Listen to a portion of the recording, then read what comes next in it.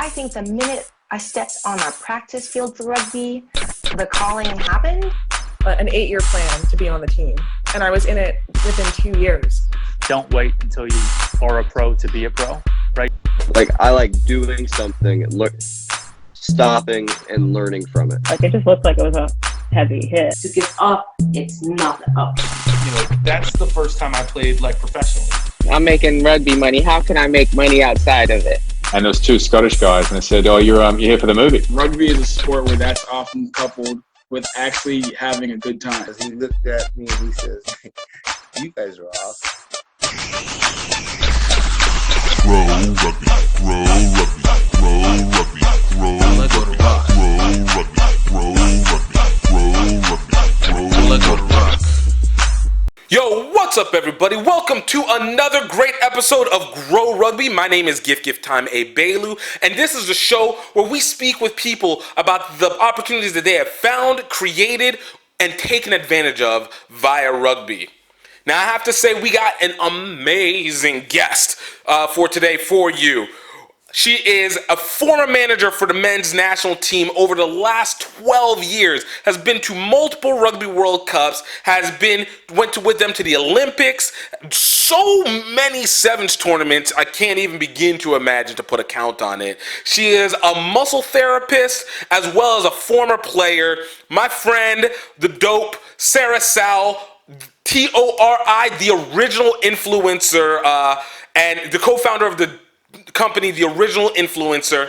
And guys, this is definitely one of my favorite conversations to have. It was enthralling. It was intriguing. It gave us a lot more depth into the team, the national team, and what goes on behind the scenes over at USA Rugby and more. But it was, I think you guys, no, I don't think, I know you guys are going to enjoy this. And this was just an amazing conversation to be able to have on that one. But before we get into that, I want to give a shout out to both the USA men's and women's national team. While Madrid Sevens this weekend did not turn out the way that we would like it to have been, big shout out, still coming in third, still showing that you're a top 5, top 3 team in the world, even though, hey, look, man, we got things to work on. But big shout out to two of our former Grow Rugby show guests, Ncheta Emba and Naya Tapper being a participant. Ncheta Emba knocking it out over at Madrid Sevens. So, I always want to be praising to those who have been able to give their time to us and being able to give us the stories of what's going on as they start getting ready for this Olympic journey. And then, of course, on the other side of it is the misfortune of Perry Baker and the fracture to his ankle, which means his Olympic play is in jeopardy. I don't know what's going to happen, but, 34, 35, and trying to heal back quick is no easy feat, to say the least. A brother can tell you this. So, look, we'll hopefully, put out the good vibes, prayers, whatever it is, because can't actually put our hands and, Mr. Miyagi, the ankle, into working again. So I hope it actually ends up really not being too lasting of an injury, because it would really suck to not have him for the Olympics this year, especially considering everything that's happened alongside with it.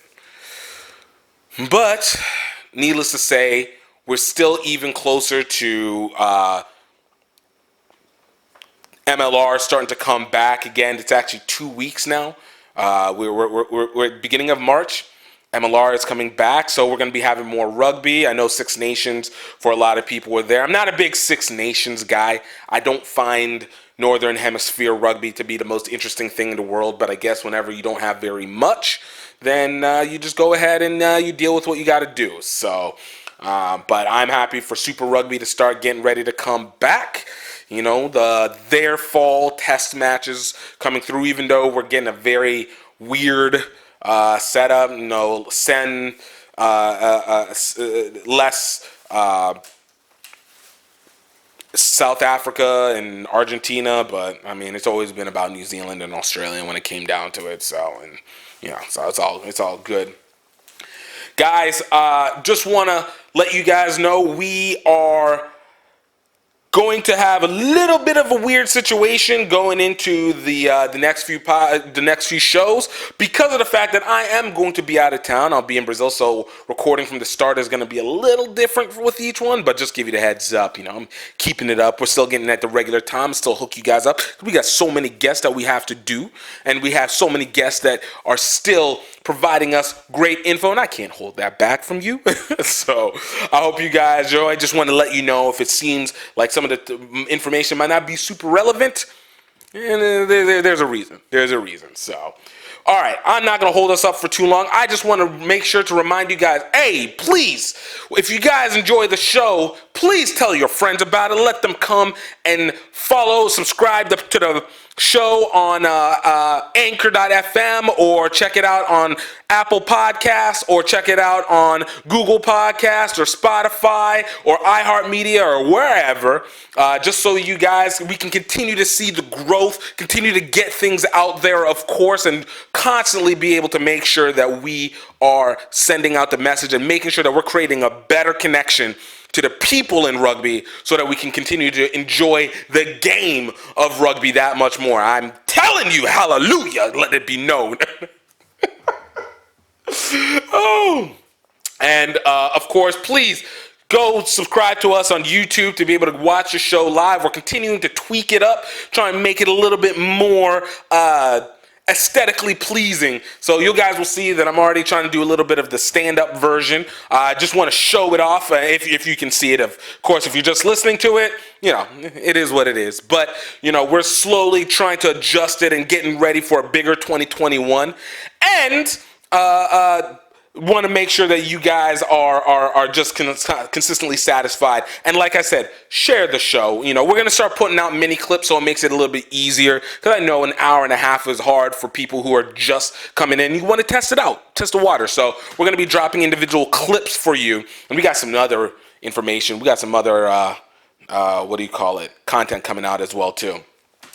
And on the last few things, please go ahead and leave a review on Apple Podcast or iTunes Podcast.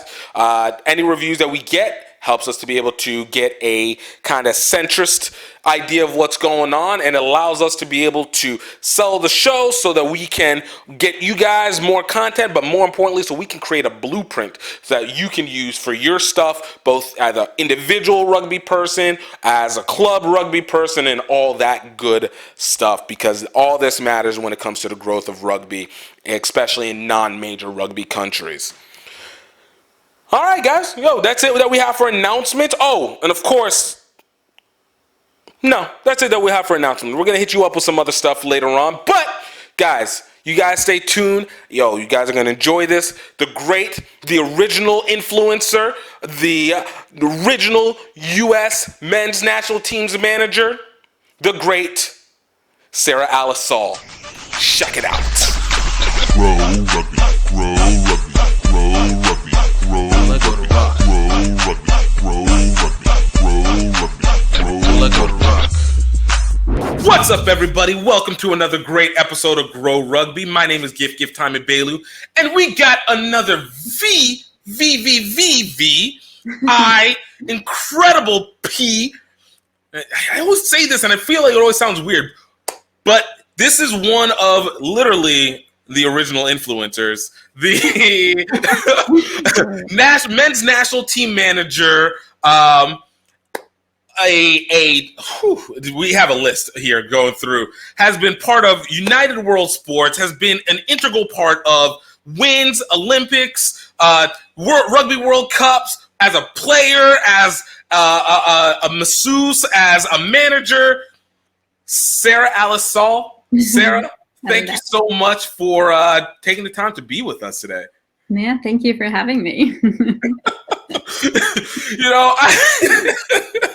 I always love talking about like where things start, and I remember, I think the biggest start whenever I first heard about you was actually like it was two parts. It was a friend of a friend, and it was randomly seeing your profile on multiple occasions, and you just kept popping up everywhere, literally just popping up, and I'm like, who is this person? And so I think we have a mutual friend, Tiffany Faye, and she had mentioned you, and then you just start seeing him. Then again, you look up the person, you're like, okay, why do they keep popping up? And then Facebook follows you, and it just and that also helps. Like, I'm not even gonna lie, like, but it was a follow on that, because it was I followed, you followed, I followed, you followed, and then it was just like, okay, what we need to just connect. But it was still like, you saw the profile, and I kept hearing it from other people. I heard it from you, from Tiff. I heard it from Grant Cole. I heard about you from Coma. I had heard about you from like one or two other people. I can't remember. So yeah, you kind of pop up a lot, and I was like, okay, all right, we gotta be able to, we gotta cross this. So want to reach out and make it happen, and we finally were able to do it. Yeah. Yeah, I don't like that I'm popping up on Facebook, because I feel like I'm trying not to be on it that much. But look, we can't fight. We can't fight culture. All right, I know. We find a way through. But I always say, with every superhero, there's an origin story, and I am gonna call you a hero and a legend in this, because you are. But as I was. It's okay, Sarah. I got you. I'm gonna be the mouthpiece for you. Yeah. Yo, the legend here. I always like to ask where everything started. So for you, Sarah, how'd you get started with rugby? Well, I mean, that's somewhat of your typical story. I started in college because we didn't have girls' high school, so I started at Delaware, and it was mainly because I didn't want to join a sorority. My dream was to train. It was something social to do. Long story short, I trained horses my whole life, and I wanted to go to the Olympics, and then realized in college, I just kind of went to school to have like a fallback road in college, but I didn't want to join the equestrian team, because it's kind of like there's people that are really competitive, and then people that wear horses on their shirts. And that my as my trainer was half an hour, so I would go every day, have my classes in the morning, go train, and we do the series. And then I just realized I wasn't good enough. I was at the top level, and I still worked in training horses for a billionaire after school, but I started playing rugby because the people were really nice. And I wasn't that good in college. I just really not that good at anything I do. I just work really, really hard, and I educate myself. So I became captain really quickly. Right. I never drank before games because I never wanted to blame anything, and I always feel like I have to work that much harder to be. So I became good, but it wasn't until after school, which first time I saw a women's rugby game, and I'm not 5'3". I was smaller then.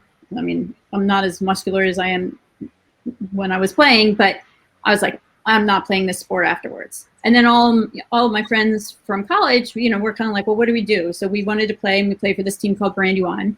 But I got extremely, extremely lucky that some of my first experiences right after college, where I got invited to Marfu, and two of my heroes, M.A. Sorensen and Joe Kelly, who were my good friends who lived down the road, they were my Marfu coaches, and Krista McFerrin. I mean, like, you can't get, I don't know if you know, but you can't get better than these people.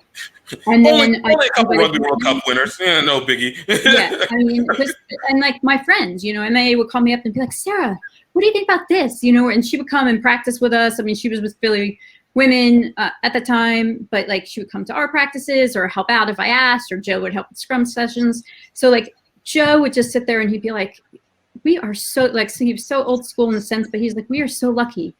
Like I remember being in Marfu's down in Florida, or ITTs, and he was like, that we get to play this game. Like, he's like, look at this day. Like, I mean, she was so inspiring. And then Emil Cygnus, who, I mean, these are all Pennsylvania people, but who, I had to educate some people, and I had him honored. I was just commenting on something the other day in 2013, who basically is probably the only person in USA Rugby that not one person could say anything poorly about.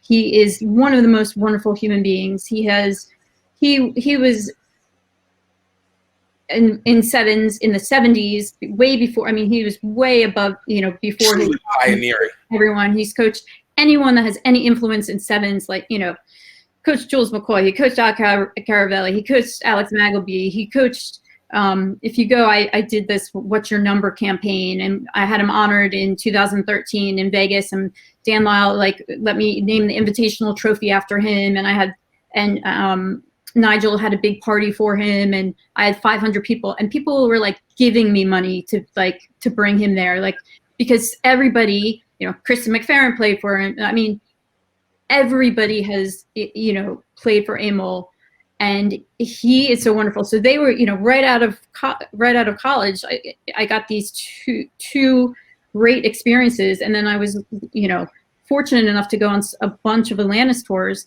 So I had these mentors and role models that probably ruined me, because they set such a high standard of, expectation. Yeah, I mean, I remember I went to Trinidad, and Emil is very soft-spoken, and he would just say two things, and everybody in the room would sit there and write down and listen. Not one person was, disrespectful at anything he said. People would be and sometimes Emil would be well, you're not fast enough, so you're you shouldn't be there, or, we did, but we did it in a way where, it was such an honor to play for him. So yeah. That made me more competitive, because as we talked about the other day, I didn't know what I didn't know. So once I knew that there was this higher level out there, in college, I didn't, you went to Marfus, you was Mid-Atlantic, whatever, you lost to Penn State, and that was it. That's all I knew. I knew one person that went to All-Stars, we weren't really exposed to it. Right. Then I found out, oh wow, there's this whole world out there of higher level rugby. So, then I played club, but I really love sevens, just because I was smaller, and it makes you accountable, and I love that. Right. So I made people play sevens when they didn't want to. I went and practiced with Wilmington with 6 people, Wilmington men. I started, a team, and then I would fight my club about, playing sevens in the summer. And then, I was lucky enough to play internationally, and, half my best friends, are from other teams I played with, like I just told you, we were talking about Coma. I met her in Brazil, even though she's a Philly girl from down the road. But I met her in Brazil. I played with so many New York players, on different tournaments, that I say I'm their stepchild. Because I went to. This is just we just became family at this point. It was right. At no point. They've basically been raising me under the guise of rugby. Yeah, I played in a sevens tournament in Bermuda with them. It was all New York and me, and it's just back in the day when they used to have 3 sides. So right. Anyway, I got really competitive, and then I got injured, and because of Emil, I was at an invitational at San Diego Sevens, and he introduced me to our medical director, and then I got involved with the men's national team, which was great because it kind of coincided with, I got injured, so I couldn't play, and so it gave me a gateway to back go into men's. But yeah, I mean, I'd still be playing. I mean, right now I had, I had 7 knee surgeries, and I had a knee replacement. And I mean, I'd still be playing if I could. I mean, it's been 10 years, and it's still a huge loss for me. It's it's literally one of those things that once it gets into the system, it just doesn't come out. It just becomes part of the blood. You kind of evolved into it, essentially. Yeah, but yeah, out of all my friends, I was "Are your boots in the car? That means you want to play." So they would purposely, after they kind of retired, leave their cleats out, because they knew that I was the one going around and being you're playing, you're not coming off the field. I would go to Saranac Lake and play with 3 different teams. I mean, I was a pusher. I definitely. Hey, you want to get some rugby? Let's get some rugby. I know you're gonna like this rugby. Come on, let's go. Well, I mean, they were rugby players, but they were just kind of I just want to go have fun. I'm you're playing.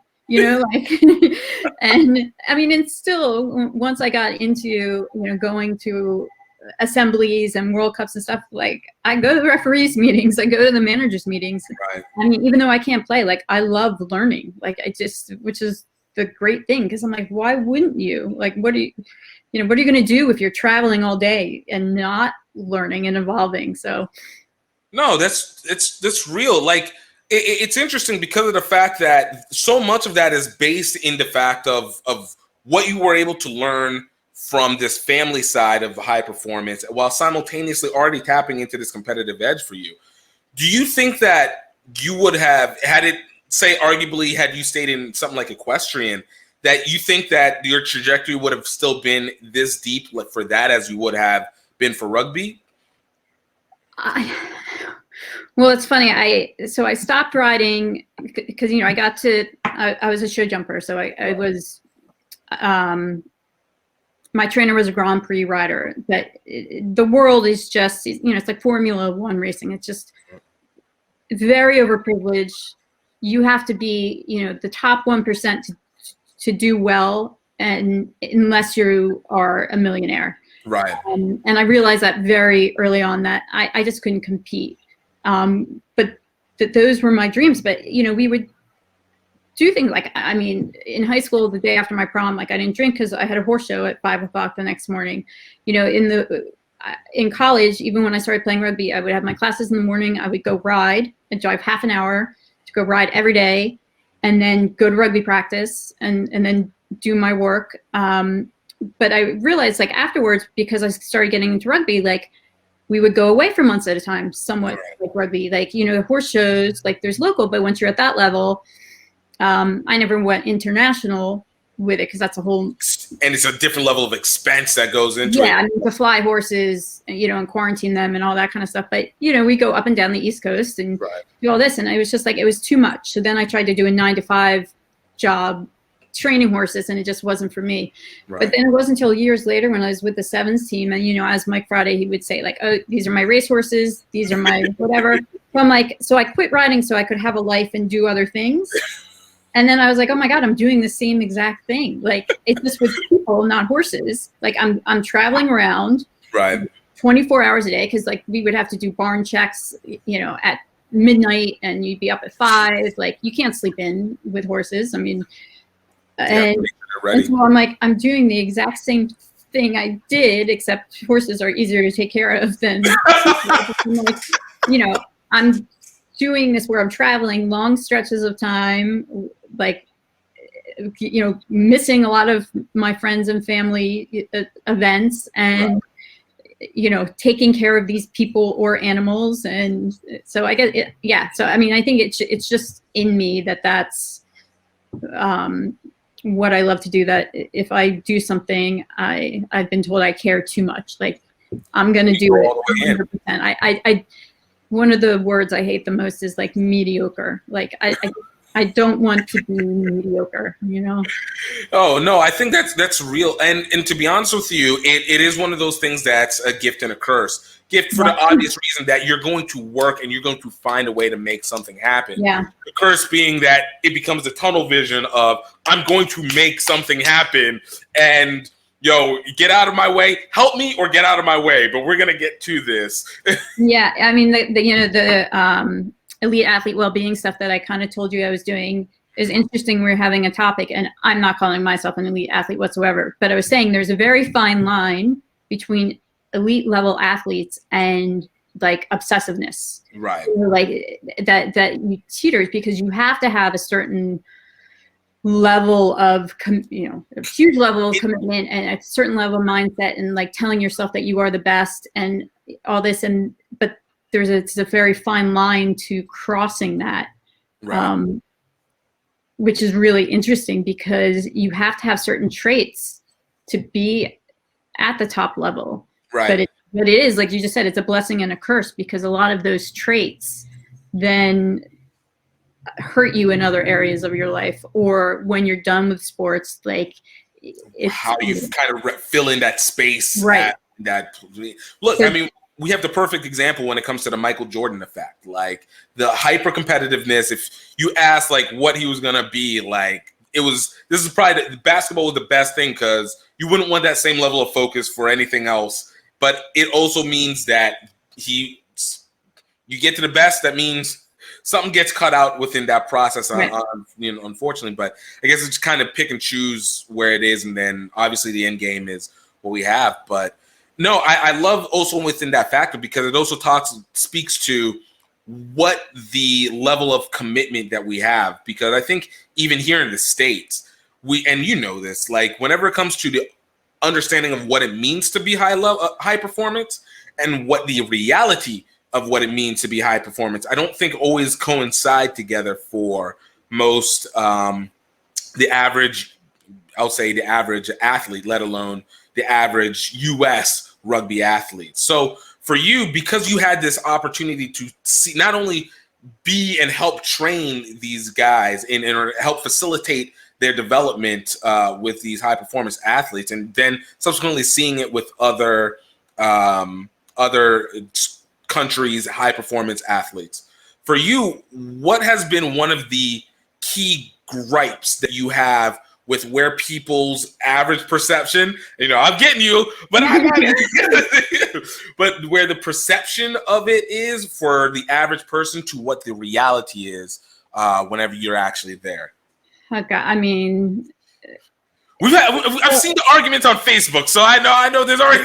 It's so hard to say, but like I would say, and I think it goes back, to again, like being one of the only females in men's rugby, like, and I was willing to take that on, and I knew like I had to be sort of extra good, and to set a standard, because I don't know if I'm wording this correctly, but I think as rugby players, and as we are emerging in the US still, there's a level of responsibility that we have and that people don't realize. So I get really bothered because I see how hard these athletes, and just to say, I'll reference men a lot, which does not mean I supported women's rugby, but just because that's what my wheelhouse has been for the last 12 years. But I am, you support them all, but this is where you're. So I just want to preface that. So when I see these men like at World Cups, and like when our boys did not go out at all, because like in 2011 there's a scandal for like England's captain went out with like, so I see them not drinking. I see them getting up in the morning and how hard they're working and how hard they're training. I mean, part of that's because they have limited time together, or you see that when we become an Olympic sport. And then, if I'm wearing a USA Rugby stuff and I go down the road and people are like, oh, so, so they still drink before games? And I'm like, they're Olympic athletes. Like half of them hardly drink, number one. Like, but, and I think like all of the sacrifices that they're making to legitimize the sport for, basically for us, for the rest of the population, grassroots is so important, but they're doing it and they're paving a way, because rugby, I'm sure you could get it. Like people ask me, is that the one with where you're on horses with the stick, or that's lacrosse, like people, I'm like, no. So I get ultra sensitive when people like with that quarantine ruggers thing on Facebook, because I was like, we have to be better than that. Like if these men and women are setting an example, especially at the OTC, where every day they're being observed and they're taking pride in their appearance, they're working their butts off, they're eating right, they're doing everything they can to legitimize this sport. And so I don't feel bad like when my old school Delaware got kicked off campus for drinking, because you should know better. Like we're not at a point where you can do these things, and you're setting the sport back so far when people are making such big sacrifices. And not just my opinion, because I'm not these athletes, but I see how much they sacrifice. And there's a couple of screw ups now and then, but for the most part, people think that it's, you see on Instagram, like, especially in sevens and like I was telling you, in 15s, because we're a tier 2 nation, we would go to Romania in the winter and Georgia, like we go to these places, or really hot places in South America, although Uruguay is a beautiful country, but like, we're in the middle of nowhere, we're in a hotel by ourselves.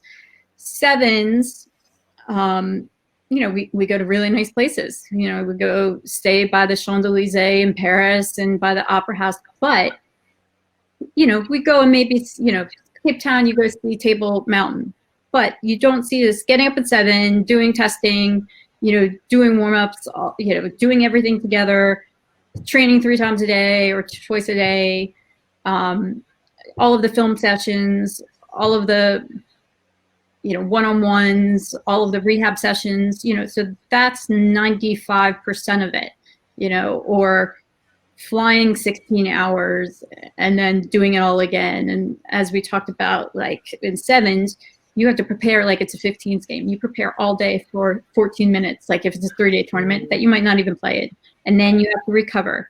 And then in the middle of that, you have to go do a box appearance for HSBC, or go, and visit people, and you have to analyze the film after the match, and then you have to get ready for the next match, and then you have to analyze the film for who you're playing and have a whole different game plan. So yes, we're doing it in beautiful places, and the people are amazing, but for the most part, especially in sevens, they are so professional, and I can say every other country too. They're just, everybody's working together because you're just in the same area all the time. Staff helps each other out from other countries. So I think the perception is like, oh yeah, you get to go all these fun places and do all these fun things. And this is probably, and not you, because you're doing the announcing part, but a lot of people I've met will be like, oh, we've been at the same places for the last 10 years. But I was not out of the bar. I was making Gatorade. I mean, I said my first 8 years of my career, I made Gatorade probably 70% of the day. Thank God sevens, they give you the bottles, but in 15s, I mean, that legitimately was most of what I did in my day, is making Gatorade.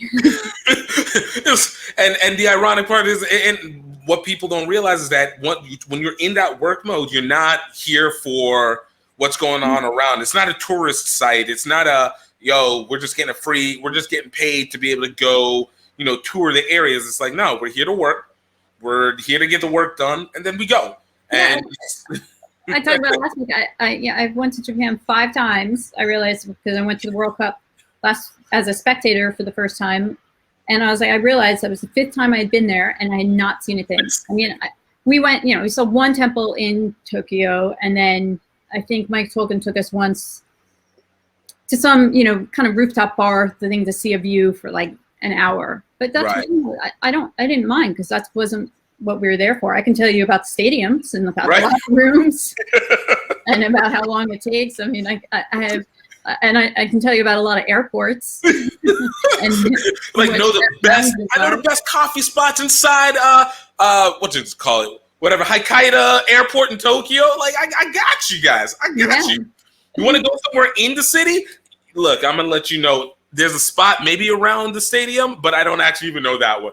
Right. I can tell you about how the kitchen's set up, and if the kitchen staff lets me go back there and get Gatorade and where the laundry is, but that's about it. No, it's exactly it. And I think that it's really important to be able to do that. Like we were talking, off camera, but like, it's a lot of people don't get to experience these components of it, because of the fact that it's not what they do. It's the reason why we want fans, because it's supposed to be an escape. We are an entertainment, while simultaneously the lack of understanding goes, there's a reason why this is a machine and not just a breeze of air that just happens. Like, these things don't just happen. There's this process, and what happens in that process is people have to put everything in there, and it hence blocks them out from doing that.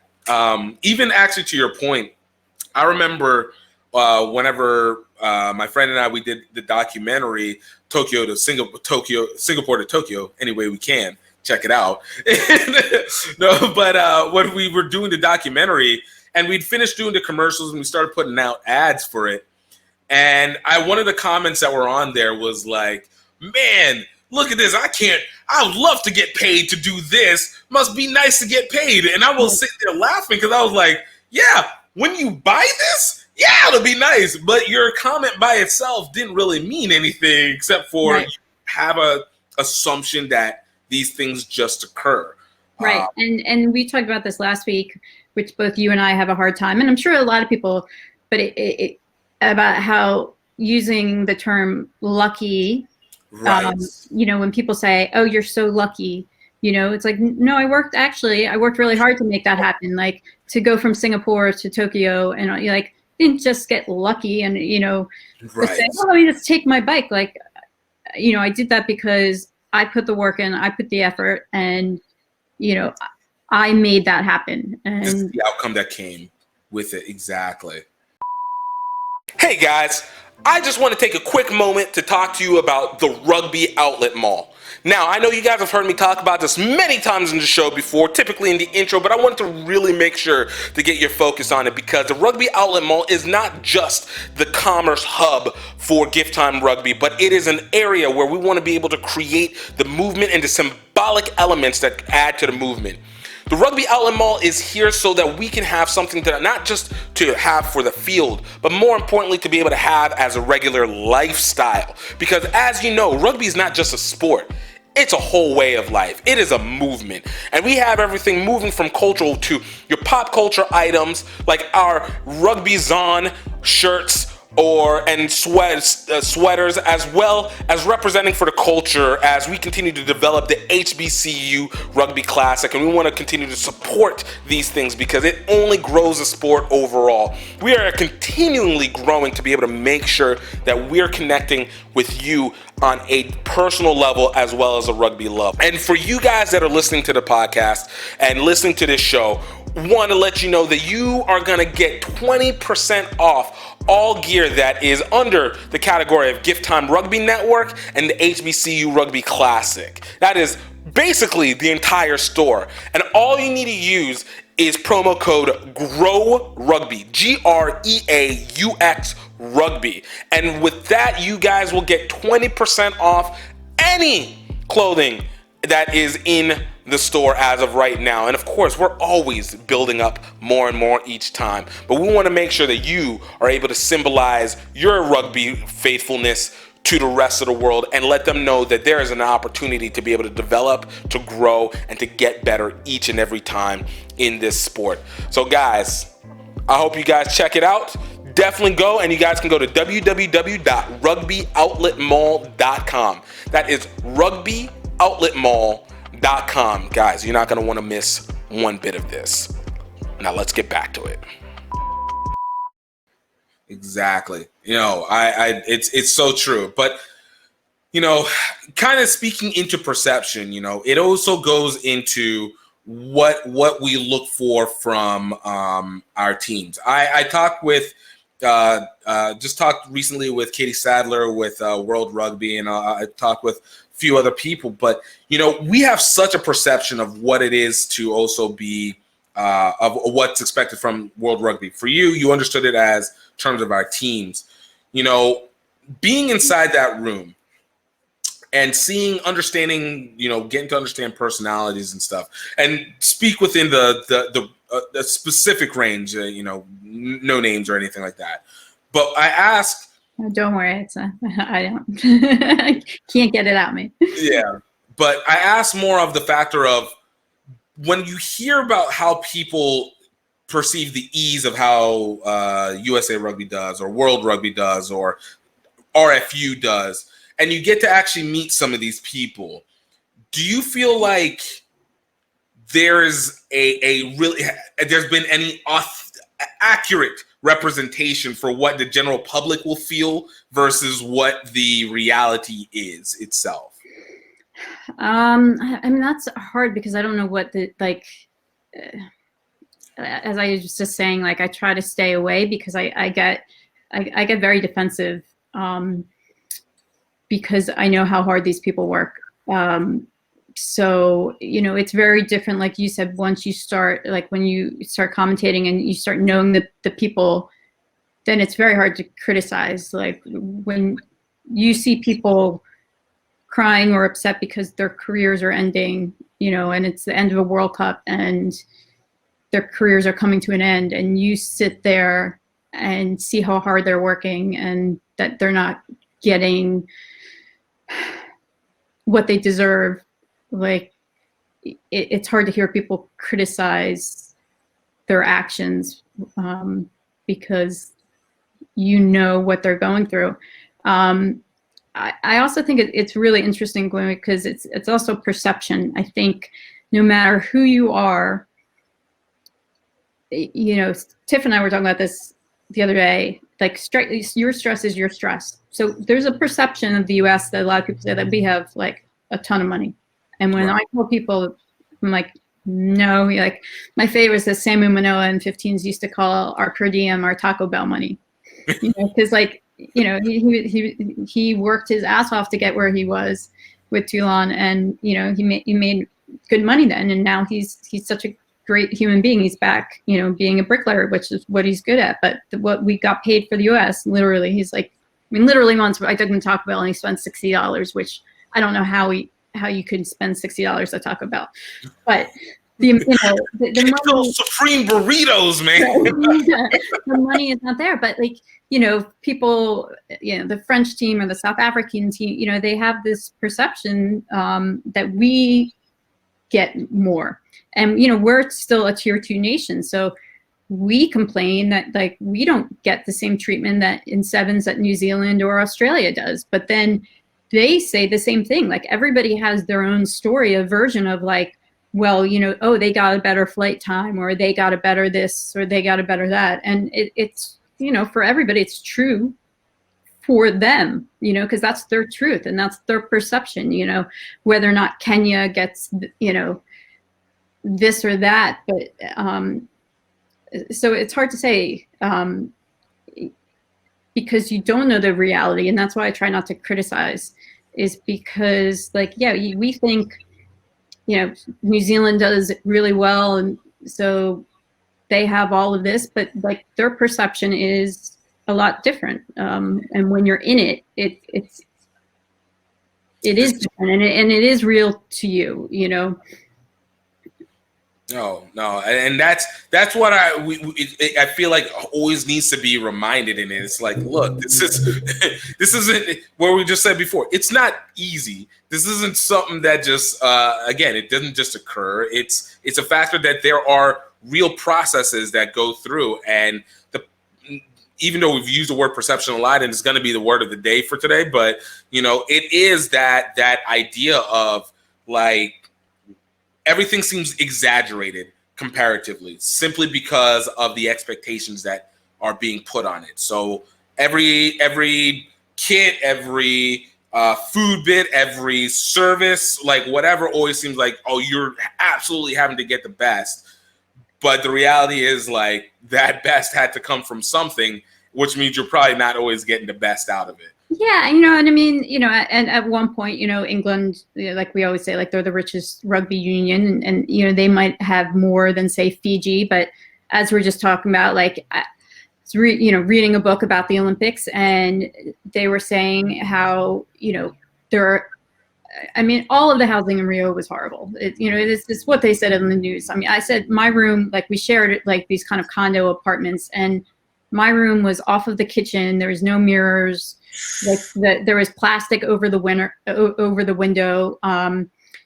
You know, you didn't have a lot of provisions. The Athletes Village had like a McDonald's, but you know, Fiji's saying how bad, and Australia was saying how bad their living conditions were, and I'm like, that's exactly how ours were. Right. And we saw the U.S. come out in the Ralph Lauren, you know, and maybe for the basketball players that stayed, you know, on a boat outside of it, but for the most part, you know.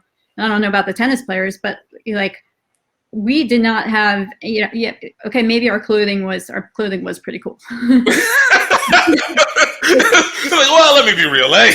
Right, but you know, we ate at the same dining halls that, like, you know, didn't have the greatest food, and again, I mean, the places we stayed were not that great at all. But the perception is, you know, like, oh well, U.S. had it like so much better than we did, right? And which isn't true. Everything that glitters isn't gold, and just because you see a shiny house doesn't mean the inside is fully built in. Right. Yeah. Again, our clothing was pretty cool. It's just like, but they did hook us up. We got the swag. So we'll give you guys that. We'll let you have that one part. Right. No. Wanted to kind of talk, especially when you picked up on the Olympics and Rugby World Cup. Obviously, you have been through at least 3 Rugby World Cups, and I worked at 2. You worked at 2, and then the Olympics as well. Yeah. So for you, again, I love talking about experiences when it comes into it. You had been working with teams on just regular games, right? You have your 4-year round of just normal games. Is the experience of getting players ready for a normal test match different than, or is there a different vibe in the air than it is going into a Rugby World Cup match? I don't think so. Again, the players might say differently, but I think the first coach I worked with, Scott Johnson, who I loved, I think we talked about him a little bit. He's Australian, and then he was the director of rugby at Scotland. And Eddie O'Sullivan, they both said no other country would put up with what we put up with. So we had such limited resources that, yes, at World Cups we were given a little bit more, but we still were going into it. Like somebody was criticizing our All Blacks match, and I was like, people got in like 4 days before that. So we're flying in from all over. We had like 4 training sessions. I mean, we're playing the best team in the world. Like, what do you expect? Like, they're still, getting to know who's on their team at that point. Like, let alone like talk about strategy. You're talking about the All Blacks match 2014. Yeah. Okay. So at World Cups, the only thing I say advantage is that we've been together, because part of being a tier 2 nation, now they have a lot more test matches, which is great. Before we had, June tests and November tests. So we get this momentum going, and then you say, okay, see you in 4 months. And at that time there was no pro rugby here. So we wanted as many people overseas as possible.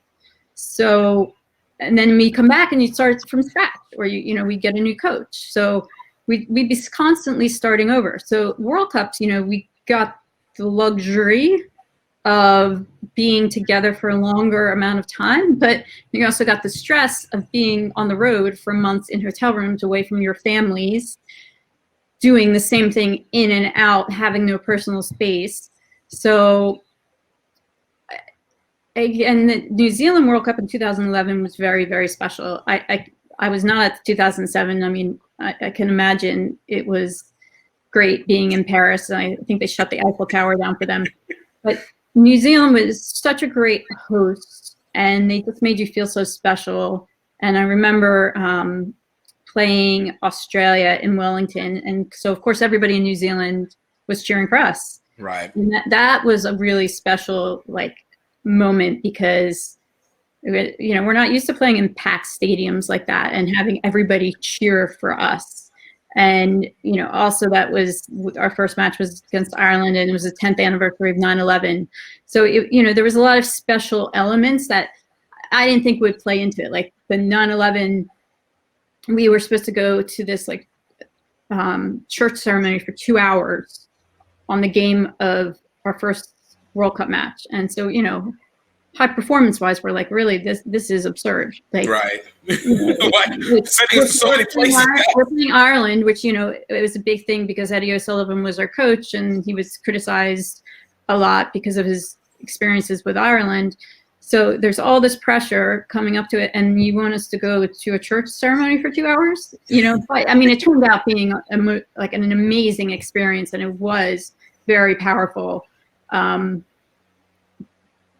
But yeah, I mean, there's certain things. So a long-winded version. No, I mean, I think to say you have to treat every match like it's the most important it's the same, because we have so few that does mean something to you. And for a lot of these people, you never know. That's the last time you could be playing and putting that jersey on.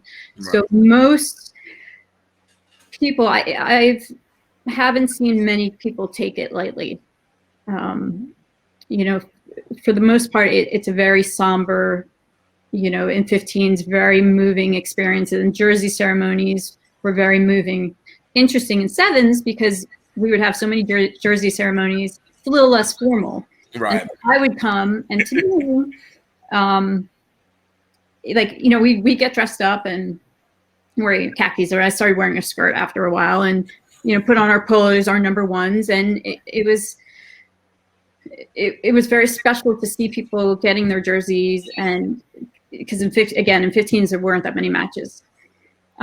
Sevens, you know, you'll be playing in Australia and playing New Zealand next week, and then next month you'll be playing. So, you know, you have 10 series on the 10 stops on the series, and there's less of you, and you're doing it in your hotel room. So, you know, every once in a while we have a very special jersey presentation, but they would make fun of me because I would come in and just because I was wearing all the same thing. I had like an Eagles belt buckle and this like bone carving of an eagle, just because, you know, I needed something. You need to have your own ceremony to be part of this as well too. Chris Brown would make fun of me because for jersey ceremonies for sevens, and we'd be doing it in our hotel room because all the teams are in it. You don't have extra space, right? And I'd still get dressed up for it because to me it was really, really special. And they're just like, Sarah, you know, this is a 10-minute thing we're doing, you know. Or New Zealand would always make fun of me in locker rooms because, like, we taught Mike Fred and we taught everyone, like, and all of our liaisons, like, how to take the flag down and fold it properly, because that's our culture. You know, New Zealand has a lot of different cultural things that they can kind of touch on, go to, and for us, it's the flag. So they'd be like, Sarah, we watch you every week taking down this flag. They're like, we would just take it down, because to them, you know, and it's not a criticism, the flag doesn't represent the same kind of thing. Right. You know, and it's all about intent and meaning. So it's not just they're being disrespectful. No. It's just they have their own cultural things that are important. For us, we have so many different cultures. It's the flag.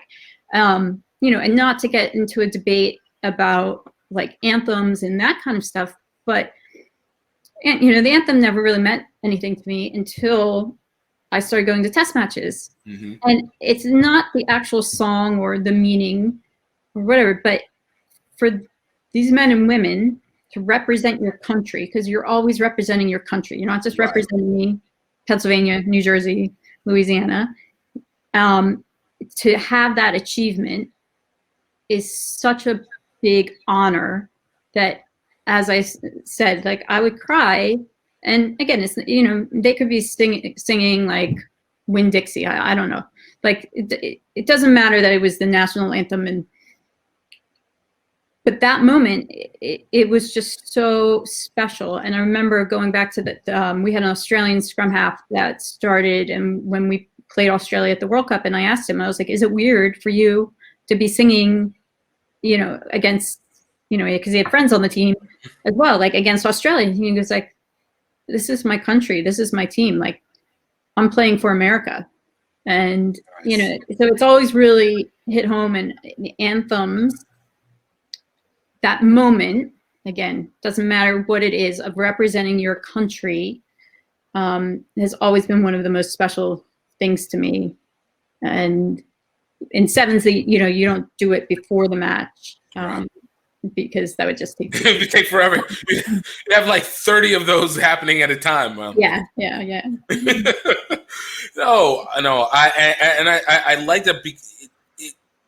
It kind of speaks to the vibe, you know, and I think there's so much that goes into the vibe of what you do within a match, from like what you do as your tradition, like you said, with getting dressed and coming with your necklace for the jersey ceremony, to what it feels like just being on the field, or what it feels like having this amount of crowd just kind of yelling. And that's all that energy that you feel coming down at you. And it's a very intoxicating feeling to have those. Yeah, it's funny. In my club days, one of my favorite things is that I used to always get to the pitch early, and I loved, we have Brandywine's kind of out in the suburb countries, but we had a beautiful pitch that was on a horse farm. So I loved just sitting there and watching the pitch being empty. So like, part of my job was setting up locker rooms. So I love the fact that I got to stadiums early and we would set it up, and I got to be there when nobody, you know, people were just setting up. Like, that was kind of like my turn it on moment. It was just a special thing. And you and Tiff talked about it in her thing too, about her in the anthem. And you know, her being from New Zealand, but her teammates belting it out and how powerful that was to her. So again, I'm not trying to make it political, but it's that moment. It's exactly, you know, it's when you turn the switch, whatever it may be, that is so special and unique. And again, it's like you're representing your country every time you do that, which is just such a special thing. No, but that's, I think, even without it, whether it was political, whether it's in a guise of politics or not, it's that exact same feeling. It's what is it that you have the expectation of what it represents for yourself, and being able interpretation. Exactly. You know, the flag's important to us. It's not necessarily, you know, important to other people. Like, exactly. Taking your hat off when we sing is a tradition that we do. I was at the World Cup last year in Australia, and they weren't being disrespectful. They don't. It's just not a thing that they do. You know? Right. You know, and I think it even comes in, and I always ask this because you pointed this out, is I always wonder when we put traditionalism versus purism kind of thing. So like within rugby, the perfect example is with drinking and alcohol. You know, culturally, that is a central component of rugby, but we have to always ask ourselves at the same time, like, where are we trying to go with it as a sport? I talked about this with Tozan several times on podcasts and off of it. And I've talked with several people, but you know, it always asks, like, where is it that we're trying to move forward to? How much of it do we want to stick with the tradition of what rugby has to offer, or do we stick with the purism of it and try and get the intent and adjust what the culture is? And for me, where I stand is much more of the ilk of rugby is always having to be an evolving sport. The framework of it is always going to be based in the social aspect, and I think it's by far the strongest component of it, even more so than what it does on the pitch. But in doing so and being so widespread, you have to also now start taking in the characteristics of what it means to have multiple cultural perspectives of the same structure. So it removes some of that traditionalism away from it, but adds to it. So I want to ask you, for you, as you've been able to see all the aspects, you've been able to see the roundedness of it.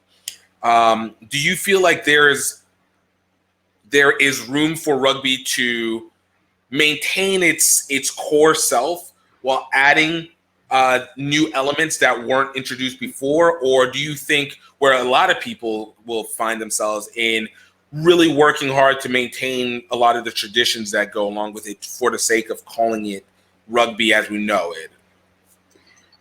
I mean, I guess that depends, because I don't know what you define as like what it's, you know, the core self of it. Because I think, you know, say you're talking about a 15s, you know, premiership match. You know, when they come over, a lot of the premiership people, it's, you know, they like to get dressed up in suits and they go out to the pub and talk about the match. And because of the nature of 15's match, because it's long, you know, you're not having fancy dress in the stadium. Right.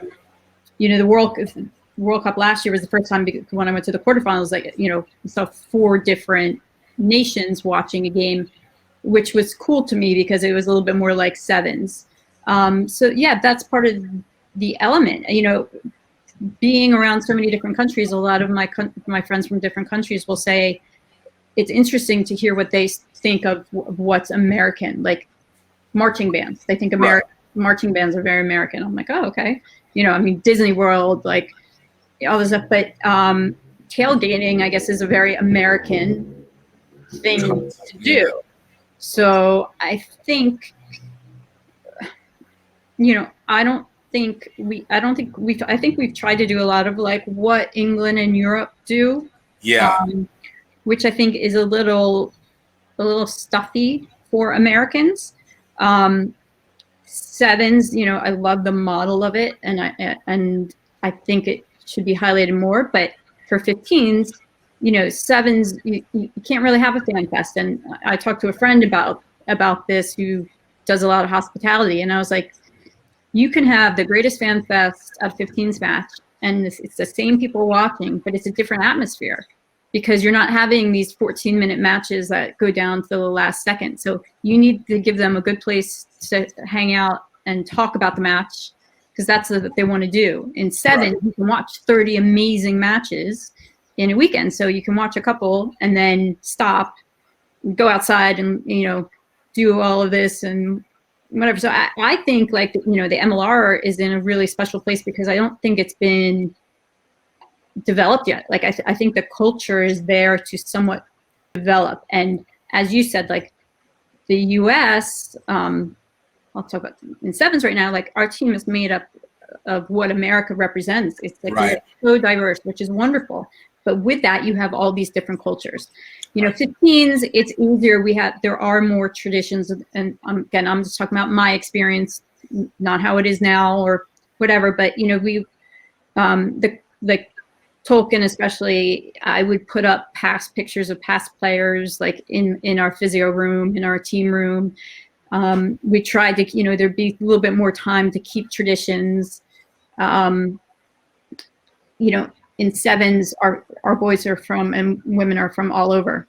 And there's just not, you know, there's so many different cultures that you have to encompass, which is, again, beautiful, but very hard to take in and coach, number one, but also make traditions. Right. Because so many, you know, they all have their different traditions. So I think it needs to be a hybrid. I think it's something that needs to be developed, and we just haven't necessarily developed yet. And part of the problem too is a lot of club teams have their own traditions, which they think should morph into the typical someone else. But like what, you know, you do on the East Coast might not be what you do in California. And again, that's the beauty of America, but that's also the difficulty of it. Simultaneously. You know? Like it is. And we talked about this last week about, you know, I hate when people say, oh, they're not American, or, you know, this person isn't American. Because I said, well, what makes them American? You know, like, legally, yeah, they are. But like, you know, this, you know, some people that you don't consider an American, like, they played for their country. Like, how can you say that they're not American? Like right now, I want to get out of this country. Like, I don't want to be anywhere else. Like, so somebody that takes more pride for playing for their country, I don't know. I just don't think you can define, because that's what we were built on is diversity. And so I don't think you can say, oh, they're not American, you know, or this person isn't American, or, you know, like we had a women's coach who wasn't, I mean, I don't know where he was born, but isn't quote American, but people have accepted him as. And so it's like, why is it okay for him, but not okay for this person? Right. You know? And again, perception on that. Word of the day. But I know I love what you're saying on that, because I and you know, for me it's the same, where, you know, we work so hard, and especially I think in this era of rugby, where now you are able to have more of a chance to express yourself, because I think it's stepping outside of that European variation of how rugby should be microscopically. Oh, yeah. I mean, in sevens, I think I told you that's like in the beginning. It was funny because, you know, Mike Friday's English, but I would say he's more American than a lot of the American coaches we've had, and which is why the English think, like, you know, he had a reputation, you know, of being very feisty on the sidelines, and he would always step out of the box, and that, you know, that was part of my job, was to keep him in the box. And the head referee, like, they'd be like, Sarah, and I'd be like, Mike, just stop stepping over the line, like, and he just, like, but you know, Mike embraces individuality, and he's worked really hard to allow the, again, talking about the men's team, you know, try to embrace their culture and who they are, and how, and but keep them as one unit. But when we would be in the tunnel, for example, and this is what we're talking about, like marketing, like, so as rugby players, we're taught it's in us that we're pretty humble. Like, you don't showboat, you don't, you score a try and like, you're like, oh, New Zealand, they score a try and they go. And because that's your job. So when I watch football, I'm like, what are they celebrating? They get paid to do that. Like you should catch the ball. Like, why, like every time you make a tackle, like, yeah, that's your job to do that. But so in the tunnel, when we would have like, some of our guys that played American football, like, and, I'll say like people like Perry, who's just like, he just lights up a room when he's happy, which is most of the time. Like just when he takes his hoodie off and he just smiles and you just can't help it. And he'll dance around. So, most other countries stand very quietly and the rest very quietly in the tunnel as they're going out.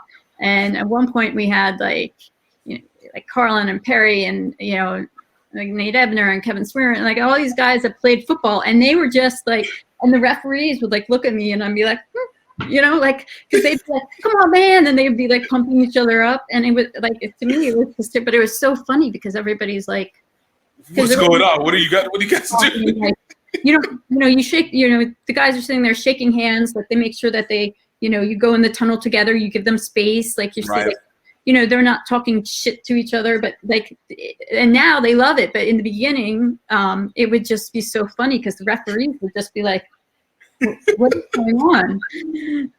And yeah, and I mean, we were loud. Like we were definitely loud. Like in the meal rooms where we bring attention.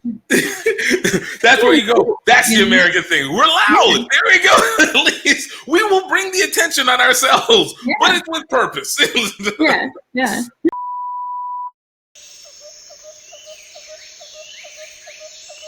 Hey everybody, this is just the break train sending out a personal little video diary to all you people out there, where I am going to document me riding most of the way between Singapore and Tokyo for the 2019 Rugby World Cup.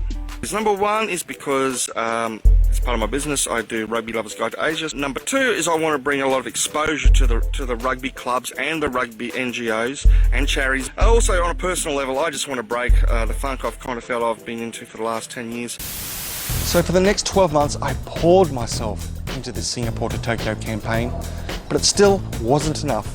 I needed help, and it came from Louisiana. We in Singapore, baby! Gift from GiftTime Rugby USA is a extroverted tour de force. Say hi to my people out there. Which makes up for my social shortcomings. This place is unbelievable. No! It's not just it's like what's he supposed to do? Morons, a bunch of morons. Guys, picture with me. Picture. Australian. G'day, mate. You can use my phone. But what unites us is a hunger for adventure. Off to KL, Kuala Lumpur. Yeah! Woo! Gift, where are we? We're in Mount Fuji, baby! Our love of Asian rugby culture. 1, 2, 3, center!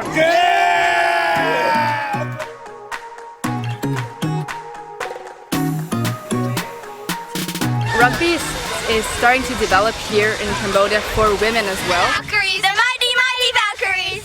And allows us to overcome incredible obstacles. It's just got so thick. It's just so thick here. Now it's pouring down rain again. But coming to this Thai-Cambodia border has renewed all the aggression. So the whole thing's gone buggered. I got hit. What? I got Thailanded by a motorbike.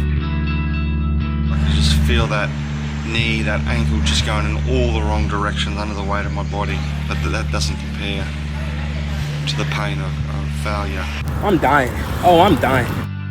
And that's what I've been worried about this whole time. We're out here, we're running out of energy, we're running out of money, and we're feeling isolated. And yet at that critical moment, friends, family, sometimes complete strangers come on board. Before you know it, we're back in the game. Tokyo, here we come! Making a comeback. 4 weeks, 2,300 miles, 5 countries. After all the trials and tribulations, this ride had become deeply personal. All that mattered now was getting to that Rugby World Cup game in Tokyo. Yeah, buddy. All right. Be easy.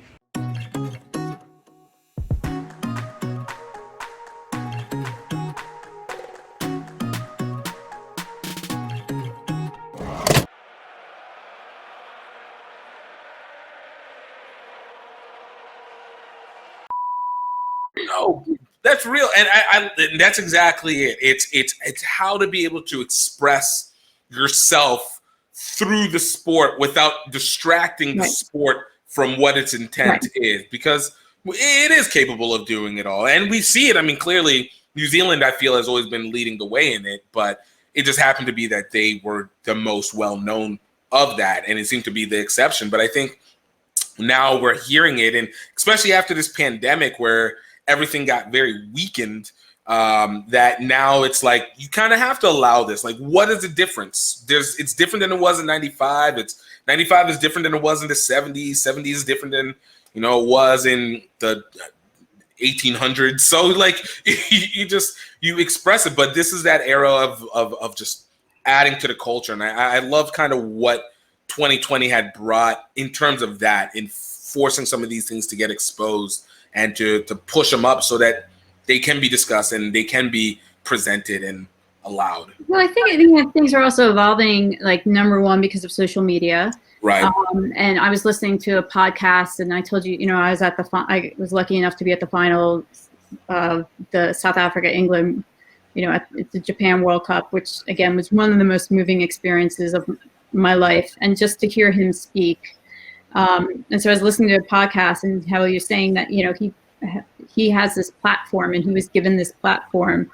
And, now athletes, are celebrities. Where before, like, I just saw, I'm forgetting her name, but the tennis player that Louis Vuitton just signed as, like, Osaka.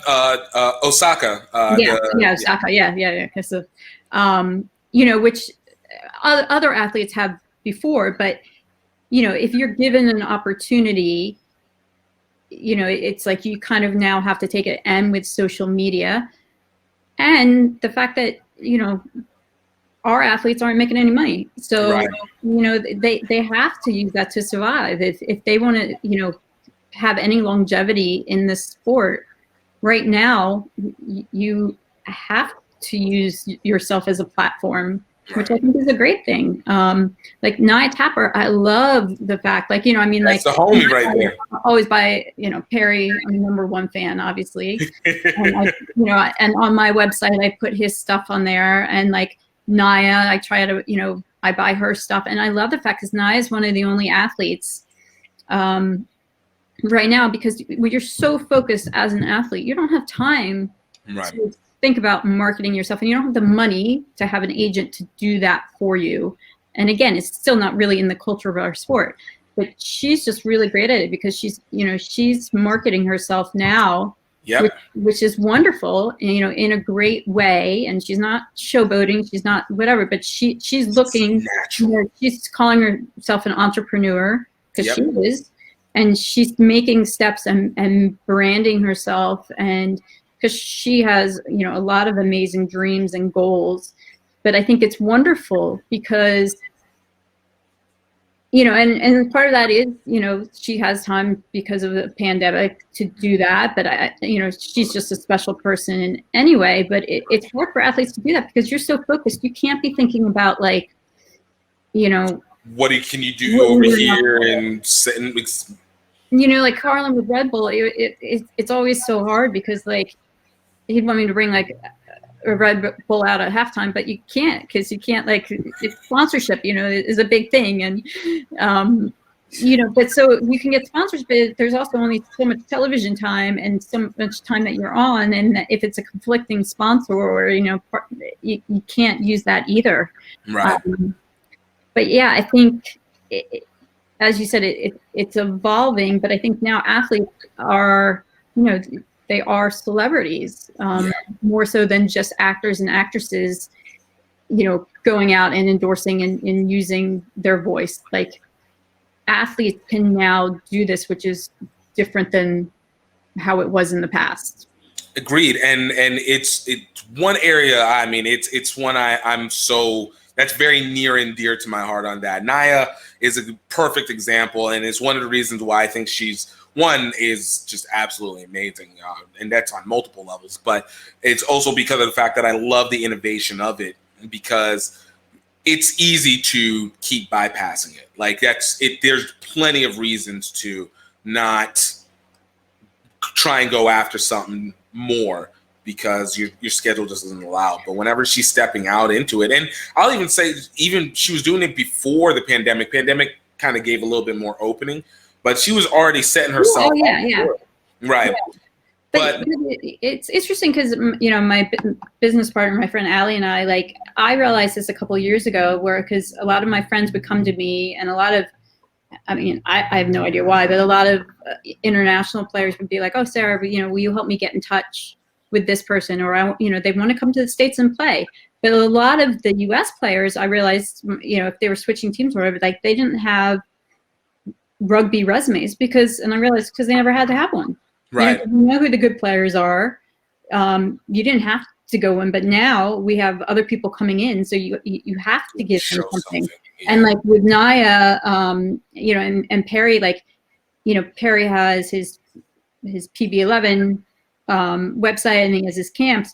But I was looking up athletes' website, and not many athletes have their own websites. I mean, social media is basically a website now, but they don't have something to promote themselves. I think like Todd used to have one years ago, and now with his foundation he does. But like, you know, they don't have a place to put all of their articles and their, you know, and their pictures and stuff. So we're trying to figure out an affordable way, you know, to do it, because these people don't have money to do it, but an affordable way to make a website where you can basically, you know, it's a virtual resume, and help them do resumes for themselves.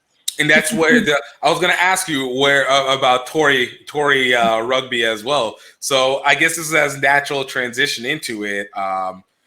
Considering everything that you've been doing, you started working on this project last year, which is TORI, which is the original Influencer Rugby, one of the best names. I'm not even gonna lie, it rolls off the tongue so well. You know, can you kind of talk a little bit about what you and Allie have been trying to work on with that? Yeah, you know, I mean, I kind of the name. I hate the word influencer, but it was actually a year ago that my friend Rob from Vegas, he was like writing an email, and so we're going to the MLR event in Vegas, and he was saying like, "Oh, this is, you know, my good friend Sarah, and she's like an influencer." And I was like, "Rob, what do I sell things on Instagram?" Like, you know, and I was trying to. This one of the people I respect the most is this analyst Ashley Everett from South Africa, and I just love South Africa's sevens team. To me, the way everything they do and the way that they're run is so professional, and I love all of their staff. And so Ashley, I always kind of is like, he's my sounding board, and I'll ask him like, what should I do about this? What should I do about that? Because, you know, it's been a rough transition the last 2 years, and he's not working with teams, and my identity is kind of gone a little bit, and I still want to be in high performance, and there's, you know, only so many jobs out there. Right. I've been in the background for so long, I'm not used to promoting myself. So I was like, you know, and I do massage and body work and yoga, but, you know, I became a manager, and I really love doing that. And like you, I really love promoting people. I take a lot of photographs. Like I want to highlight the special things people are doing, but I've also studied a lot of like nutrition and all these different elements, and like the elite athlete well-being stuff that I'm doing that I love. And it takes all of these elements. So I'm like, how do I, you know, I'm all over the place with what I do. And he's like, Sarah, that's okay. He's like, it's okay that you could be. So I was like, okay, I want to do a website. So I'm not like, okay, here, you wanted some photographs? Here's a business card for that. You want some massage? So to kind of encompass everything that I do. So it started off as like a virtual website. And then I realized, you know, I didn't want it to be like anything with the word rugger or anything, cliche, whatever. So I wanted to showcase, also to have a place where people, that voices don't always get heard, because, you know, even at the OTC, they talk about the food pyramid, you know, which is just so old school, you know, or the way people, you know, think about conditioning or lifting. So like, I know all of these wonderful, amazing people, not necessarily get heard because they're younger or people don't want to listen to that. So I wanted to have a platform where, number one, you could promote athletes, but also promoting these people and saying like, you know, Tiff and her coaching style, or, you know, Les Spellman and his, you know, his work with speed, and say like, hey, here are the new ways of thinking about things. Like, you know, like, hey, we lift in lineouts now, you know, like it's not back in the day. But it's not to say like what the way you're thinking is wrong, or the way that you're conditioning, or, you know, if your training's old school, but like to say, here are options. Right. So, you know, here, I want to give you resources of people that I've met along the way and think are brilliant, and give them a platform, and then you can decide. You don't, I'm not like, I didn't want to say this is right or this is wrong, because the way you should be eating is very different from the way I should be eating. And, you know, I've done everything from intermittent fasting to, you know, I've studied all about, you know, different nutrition. I'm very big into gut health, but that doesn't mean it's right for somebody else. Right. So I wanted to make sure like that I'm not telling you this is it. Like, you can decide what's best for you, but I want these voices heard, you know. Right. And also I want to showcase, as we talked about, the good things that athletes are doing. Exactly. And not talk negatively about them, and make them human, and make a very big into personal connection. Because once you make that personal connection, it's I mean, it's a beautiful thing. These people are doing, you know, they're creating role models. Like 2 years ago was the first time I had friends that, you know, rugby players that married rugby players, and their kids were saying, like, one, for example, was like, Sarah, you know, can you get me Perry's autograph? Called me on tour, and she was like, you know, I was so excited. I think her son Brett was like 8 at the time. Like, you know, Brett scored his first try, but I was more proud of the fact that he centered it. And when I asked him, I said, Brett, why did you center the ball? And he goes, well, that's what Perry Baker would do. And I was like, oh, and it was so cute. And I showed Perry, and we happened to be on tour, and I showed Mike, and Mike was like, no, we wouldn't, but which was really funny. I mean, but it was right before, and then I brought them to CRCs, so he actually got to meet Brett, because you know, they were from around Philadelphia, and he asked this. He's 8, and he asked this great question of like, well, so what do you do when they try to, you know, corner Perry like defensively? You know, like, that's a brilliant question. But it's just the fact that he said like that was his role model, and you know, that was his answer, was because that's what Perry would do. And people are the same way with Madison. You know, they'd be like, and the fact that these kids growing up have these role models and are doing things because that's what they are seeing. And as we talked about, I'm very big in, you have to see something to know what you want. You can't, you don't know what you don't know. So if you don't have a goal, if you don't have, you know, a Naya Tapper, an Alev, you know, a Phaedra, if you don't have something to achieve, even if you don't want to be an Olympian, if you don't have something out there to look up to, right, as a role model, you know, either just as a role model or as, you know, physically, if you want to be like Danny Barrett or anything like that, like, then you don't know what's there. The same thing, like I didn't know till after college that there was higher level rugby. I didn't have a role model, you know. For me, working as a woman in men's rugby, I had no one to go to say like, what do I do about this? You know, I mean, there were a few women, you know, I'm not the first. But you it's know, just, there was 4 other women, one from Canada, one from Australia, you know, and it was great because I could talk to them, you know, and I had some people to sound off, you know. That's creating the community in that aspect, but you're still creating the blueprint early on, and continuing to create that blueprint even after the fact, so that when that next generation kicks in, it's able to, there's at least something to be able to pull from Right. So, I say influencer, but it's more if you look at, like, I'm very big into definitions and meanings of things. So like to influence, so to have an effect on your thoughts or feelings. Right. So, so again, if it's, wearing Perry's sweatshirt, which I wear all the time anyway, but, Perry doesn't need my help promoting him, but I think it's a great thing to just support the great thing that athletes are doing and to show that. But we do want to showcase, like, Allie is really great. My partner, we designed our website together, but graphically, she's amazing. Nice. So like our little emblem, if you look at like the meaning, it's the word, TORI, and because I didn't know what to call it. I'm like, what's that button, you put on Instagram, like the circle, like what do we call it? So we looked up the meaning. I don't know what's it called. True. So, actually, I don't know what it's called. Just the profile picture area, I guess.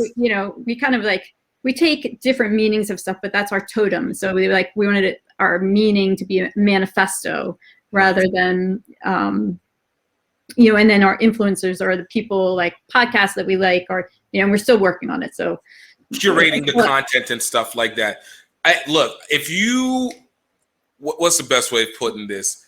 I hope you appreciate what you guys are working on. Appreciate it even more than what it is in just the vision that you have it, because it's the level of necessity within rugby industry is ridiculous in it. And because even as people start to grow, and I always like to talk about the development of the industry, especially in the US and basically any non-rugby, major rugby country, it becomes more and more difficult for people to filter because there's just too many places to look. There's just too much to be able to look. And the greatest area where there is going to be need is going to be in curation of content at minimum, and that comes into promotion. So the fact that is where it goes, and that's part of your process and what you're trying to be able to bring out and help to be able to bring these athletes as well up, while also helping to bring audiences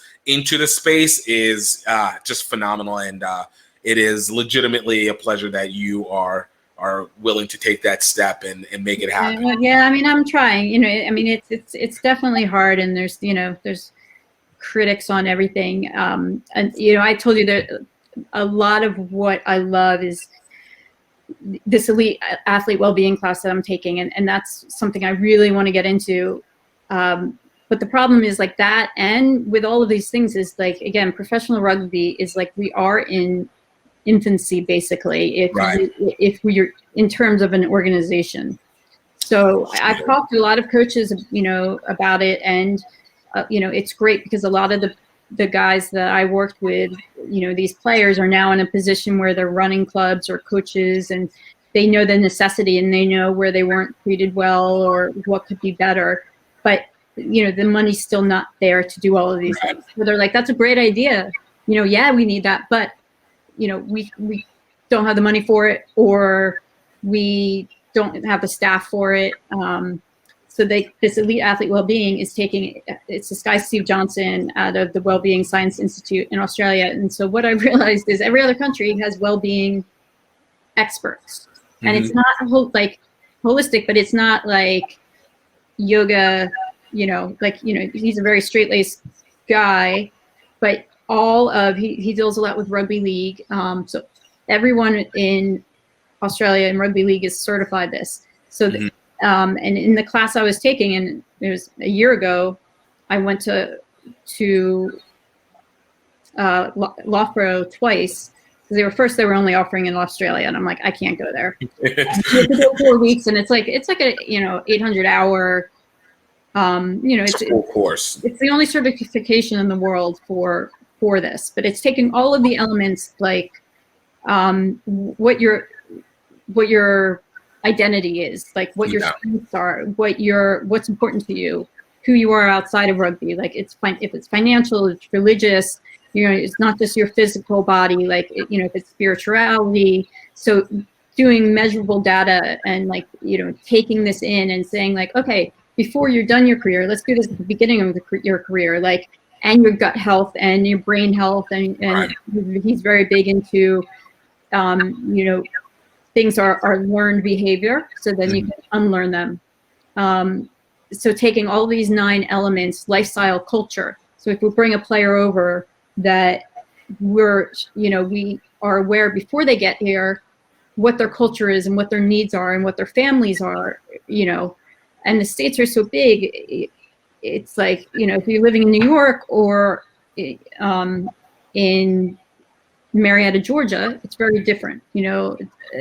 If you have a family, it's a very different. So like taking all of this into account when you bring a player in, and so they know this, and so you're doing it because it's the right thing to do, number one. Right. It makes you a better person, right? But it also makes your organization better. And exactly. So this guy, Steve, I mean, I was like, oh my God, this is, I've studied all these things individually, but to hear it in practice and to hear that people actually do this, for a living.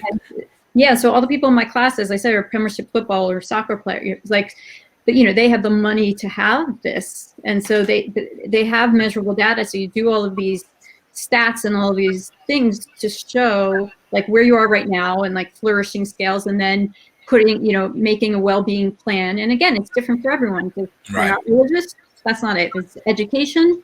If that's your main, then you focus on that. But it's finding out who you are so that when you end your career, you're not just left with nothing, or that you don't just feel like an entity. You don't just feel like, you feel valued in the organization that you're in, and which, then is a return on your investment. So it's great for organizations because you bring in these players, and if you have language lessons set up for them and bank accounts and schools for their kids, you're getting more out of your players than you would be if you didn't do this. And so that's a way to make it tangible and realistic for an organization to actually put it into practice. And invest. Premiership football clubs told me that basically, because they pay their guys millions of dollars, that for every day that they don't have their player playing, they're losing about $10,000 a day. And I'm like, well, we're not that, but it's the same thing. If somebody has a bad experience because we don't care about their culture and take that their culture is different from ours, and we had to do cultural tests, so understanding what my culture is as, compared to yours, which would be very different in Louisiana. Right. Let alone if you're from Fiji coming into New York City, so understanding this and understanding, so it did a comparison me as a peer, as a mentor, working for somebody, and how people see things, and just understanding that, and just hearing people and listening to them, basically, it's just a wonderful thing. But so even though we're not paying these guys this much money, if we actually care, then it helps with player retention. So then it helps them go back and say, you know what, I was taken care of. Right. So other people want to, if they have a bad experience, and again, it's a lot to ask when we're in its infancy, but I think it's so important. And but again, it's a little tough because we don't have the resources, and our healthcare system is different. So what do you do when you discover things? So I can't do everything. I can't be your nutritionist, but that you could ask, but who's paying for? You realize that you have tendencies to do this because this is what happened. This guy seems very big into early childhood trauma as a cause for that too. But so if you bring that up, who's going to direct it to? You know what I mean? So that's a whole nother element. But I think that there's elements of this that need to be put into practice now. And so I want to do some case studies to show people. And I mean, I don't think we're ready. We can't have a well-being specialist. Right. But that's the pleasure of being in the US. There's even though there's not necessarily the direct connection to be able to put to it, but there's always some ways of being able to utilize the pieces that you can use now to redirect back. So it's okay, maybe it's not to the club, but who's somebody who has is a benefactor who is going to be it's going to be beneficial to try and afford to have this for the players or the workers. And then with that case study, it goes, okay, maybe I can give a little bit of leverage over here while we're developing on this side. And it's just creating the plan and openness for it. Right. And I mean, that's why this guy Steve is so great. Like, I would love for, I mean, you know, his plan was to come to the States, and he has been talking to other organizations, you know, and I would love to work for him to come in because he has all the data and the research about it. And, you know, he works with veterans, he works, you know, and he works with the organizations, and he's just such a, you know, he believes in all this, but he has the measurable data, which, you know, is really important for an organization. And again, he, you know, he's done it. So he says, like, you know, it's really attractive to sponsors too, not to make it into that, but you got to speak in the language that people are going to be most right. of. I mean, I think we're at a really good point because the people that own these clubs are still doing it because they love it. Right. And, you know, like I said, a lot of the players are in positions of power now that know how the system was before. And, you know, it's a lot of money to have these clubs. It's still not NFL money. So it's great. It's a great point to start bringing this in.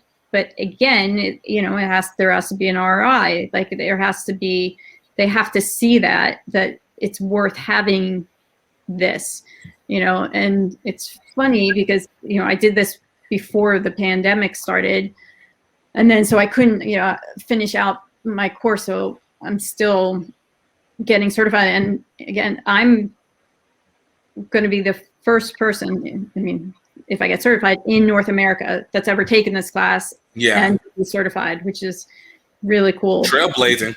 This is part of the pioneering.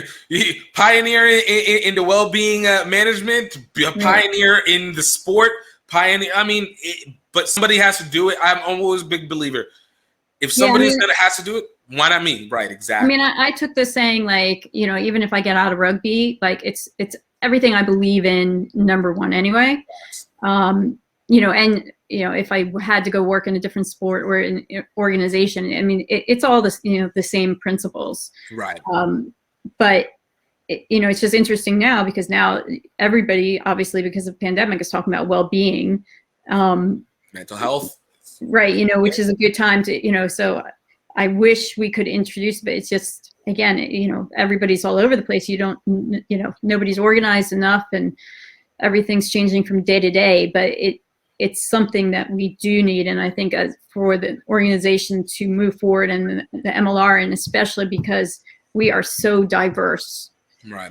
Again, which is the beauty and a curse, to bring people over, or even, you know, someone say playing in Utah as someone playing in LA. I mean, it's a very different feel. And if you just make people feel heard, and again, not just feel like they're a number, and if they get injured, that they're being, you know, that they're going to get thrown out, is a really important thing. Because if you feel valued, then you're going to perform that much better. Exactly. You're going to give more and find any ways to be able to do that. I mean, it's interaction 101, but ironically, it's one that is still in such need of being developed. Yeah, and it's funny, and it's not to say that people like Phil Greening and Mike Friday, and like, again, I'm just using them because those are the guys I worked with last. Like, they do a lot of these elements individually, and like, you know, on every team I've been on, everybody's done these kind of individually because they do care about their players, but it's never been a tangible, measurable, you know, data piece that's all put together. Like, right. Phil is really, like, we always talk about gut health, and he fasts in the morning, and it's funny because, you know, he played for England and for the Wasps, and people think of him as this meathead, and now he's a pescatarian, and he fasts in the morning, and he drinks his coconut oil, and he's just wonderful. But he, you know, he understands the importance of gut health and brain health and all of that kind of stuff. So I'm not saying teams aren't doing these things, but this just encompasses it all into one. And again, most importantly, gives you measurable data so that you can come back mid-season, the end of the season, and say, okay, this is where you were here. And it also, you know, allows you to find out what your strengths are, because you do a lot of character like assign the strengths to find out what your strengths are, so you can say, okay, what else am I interested? Because it's something that I struggled with when I hurt my knee. And coaches said that to me, and still not working in rugby, like my identity. I mean, I went through it after riding, and that's all I ever thought about. I had no idea what I wanted to do, because when I was young, that was my dream. So when I decided to stop, I was like, well, now what? And then my identity for so long, even though, I preach against it and saying it, is like, I still say I'm a rugby player, even though I haven't played in 10 years, but that's what I identify with, because I identify with the values and everything about it. And being on that team, and I love traveling, and I love the diversity, and I love all the different cultures, and I love talking with the Kenyans, and I love talking with the South Africans, and that, it's such a unique experience. But like, my identity right now, especially during the pandemic, is like, I'm used to traveling, and even if it's not for rugby, like, I need that cultural aspect of it. So I have not been in one place for this long, like in one state, and I've even gone like 1 or 2 places, but in like two decades, like, because I crave that. Like, I always will want to travel and learn. Like, I should have been in Africa right now, like, but yeah, so it's one thing to say, but it's very hard to have an identity outside of that. Sorry. No, finish what you were saying. I'm sorry. No, especially because you do have to give up so much to, like, all of my friends, they're all doctors and lawyers, and like, my friends, when they played in World Cups, I think, Lara just started getting paid, like, I mean, now it's probably like 10 years ago, but, I shouldn't get paid, per diems, like, so you're giving up so much to actually achieve sport that you do have to. I mean, that does become your identity. Fact. But that's the realness, and I think that's where we always end up having to find out how to find these alternative routes. It's never going to always be the same, but we're not. It's not. I don't always think it's the physical action, but it's the feeling that we still receive from that we always want to get back to. Whether from playing, or whether it's doing stuff outside of the pitch, or whether it's being in proximity to the pitch. Like, one way or another, the feeling of being a part of something that's bigger than self typically ends up being what we aim for. Right, and as we were talking about, I think it's, I really want to do a lot with our alumni, because I think, number one, they're the biggest fans of rugby, and when you stop playing, if you're not a coach or a referee, maybe an announcer, like, what do you do? So you've spent 20 years of your life making a national team, playing for your country, and then a new coach comes in, and you might get remembered, but then where's your identity? And you want to get back to the game, but if you're not coaching, you're an admin, there's only so many people that can do that or afford to do it. Like, what do you do? And so you do, like, I mean, we're all competitive, obviously. Like, we all need that rush, or that adrenaline, or need that outlet to do something. No, agreed. Yo, Sarah, we're gonna keep having this conversation, but I'm gonna let the listeners have to wait for next time, because I'm gonna keep this part selfishly for myself. But I wanted to kind of go. Ask you, where can people find more about TORI Rugby and what you're trying to start doing? Well, again, we're still evolving it, and I kind of took a break from a little bit because, but it's TORI, TORI, rugby.com. And so it's, we're on Facebook and Instagram, and we have a beautiful website that Ali and I designed. And so, yeah, I mean, again, we're using it as a platform for people. So if anybody wants to be on it, and we want to highlight everybody. So we're still evolving what it's going to do, like, I want Allie to do websites for athletes that are affordable because she's so good at doing it, and I think it's a need. And I actually did some for some of the Kenyan players. Nice. But again, it's just money and time and all of that. So, 'tis the name of the game. But I'm around because we're not going anywhere. Moving around hopefully soon. Yeah. But no, Sarah, thank you so much for just doing this. And I mean, it's even off this has been amazing, and continue on that one. I know. Well, we've got plans now.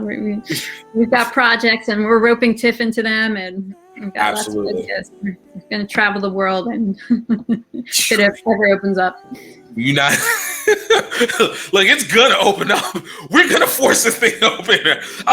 There's only so much patience that I can already have, and I've already broken that on a little bit too. So, but thank you, and we'll talk again. Okay, thank you so much. Hey guys, want to thank you so much, Sarah. We're going to have this conversation again, but I want to thank you so much for being on the show. Thank you guys for taking the time to watch and listen to this. It always is a pleasure, and I'm so always grateful to both the audience and the guests for just taking time to be able to listen to us just sometimes ramble, sometimes have fun, but of course always want to make sure that we're providing great information in between there. This isn't even just our only one. This is our 40th show. So, guys, also check back. Last week, we had the great Katie Sadler of World Rugby. Got my tongue all tied because of how amazing it is. Of World Rugby, the general manager for women's rugby for World Rugby. We've also had Adam Milby, the Philippines president, Philippines Rugby Union president, and a World Rugby Council member. We've had Warren Mullis and Preston Thompson of American Rugby Pod, aka Red, White, and Black Eye. Of course, my guy Tozan Tutsatanwe of Viral Rugby. We've had other great Tiara Mack, the state senator for Rhode Island. We've had Tiffany Faye, the 2017 Women's Rugby World Cup captain. We've got Phil Thiel, former USA Rugby. We got Blaine Scully, captain for the men's World Rugby team back in 2019. And of course, we've had great ones. Naya Tapper, formerly mentioned Chetta Emba. We got locals like Tiana and Kyle Granby of Roots Rugby. We've had so many amazing people. Guys, just go check back at the other podcasts, because you know what? I'm telling you, these shows mean something. And I'm telling you, the more you connect to them, the rugby is going to be better, because you're going to be rooting, and that's why you want to show it with your friends. So please, again, share this with your friends. Definitely check this out. Bring this out to the people, because this is all we're trying to do. We're growing the sport. We're getting bigger. We're creating the industry more and more every day. And every day that we do it is the day that we get closer to being even greater and hit the expectations that people have for us here in the US or over wherever around the world, because we can only get better together. So guys, I hope you have a great one, and I hope you remember, I hope you're happy, I hope you're healthy, and I hope you know you are highly favored. See you next week. Cheers.